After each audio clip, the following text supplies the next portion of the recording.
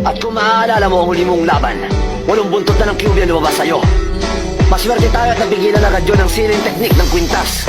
Pero ano na ang gagawin mo sa susunod? Ako ang namamahala sa pagtatayong muli ng Konoha. Kaya wala ako palagi sa tabi mo, Naruto. Nakilala ko si Ika-4.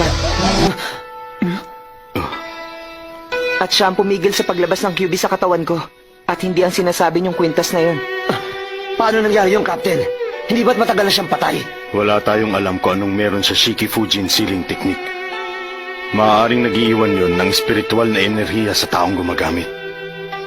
Nagkausap kami at sinabi sa akin ni Ika-4 na ang taong responsable sa pagkakawala ng QB noon ay yung miyembro na Akatsuki na nakamaskara.